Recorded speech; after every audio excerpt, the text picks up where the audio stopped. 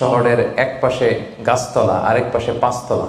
শহরের এক পাশে 5 স্টার 7 স্টার হোটেল, বৃত্ত, বৈভব, আনন্দ, উল্লাস, এন্টারটেইনমেন্টে মানুষ ফুর্তিতে মজে থাকবে। আর শহরের আরেক পাশে বস্তি, না খেয়ে মানুষ চিকিৎসার অভাবে ধুকে ধুকে মরবে। ইসলাম এটা চায় না। ইসলাম চায় সম্পদের তারল্য সবার হাতে পৌঁছে যায়। আল্লাহ বলেন, সম্পদ যেন শুধু তোমাদের ধনীদের হাতে কুক্ষিগত না হয়, এজন্য আমি এই জাকাতের ব্যবস্থাপনা করেছি। ফলে সবার কাছে এই জাকাতের অর্থ কিন্তু পৌঁছে যাবে। জাকাত হচ্ছে one of the 5 pillars of Islam. ইসলামের 5টা ভিত্তির একটা। 3 নাম্বার ভিত্তি, প্রথমে ঈমান, তারপরে সালাত, তারপরেই জাকাত। একটা তাঁবুর 5টা খুঁটি থাকে। এই তাঁবুর 5টা খুঁটিকে যদি ইসলামের 5টা পিলারের সাথে তুলনা করি, তাহলে মাঝখানের খুঁটিটার নাম জাকাত। মাঝখানের খুঁটি না থাকলে যেমনি তাঁবু উঁচু হয়ে দাঁড়াতে পারে না, তেমনি জাকাত ভিত্তিক অর্থ ব্যবস্থা না হলেও মুসলিম উম্মাহ মাথা উঁচু করে দাঁড়াতে পারে না। যেমন এখন আমাদের জাকাত ভিত্তিক অর্থ ব্যবস্থা নাই, ফলে গোটা বিশ্বে আমরা কিন্তু ওইরকম নেতৃত্ব স্থানীয় বা উন্নতির একেবারে শীর্ষ স্থানে ওই পর্যায়ে কিন্তু আমরা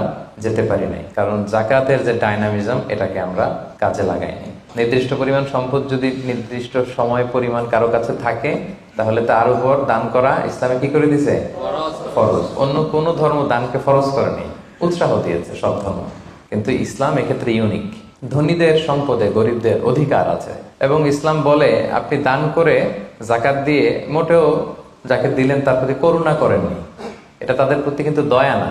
আমি আজকে যাকে জাকাত দিলাম আমি মোটেও দয়া করিনি, করুণাও করিনি, অনুকম্পাও না, বরং এটা তার হক, এটা অধিকার, এটা কোনো রকম দয়া বা অনুকম্পা নয়। কারণ ইসলাম চায় একটা সুন্দর মানবিক সমাজ ব্যবস্থা গড়ে তুলতে।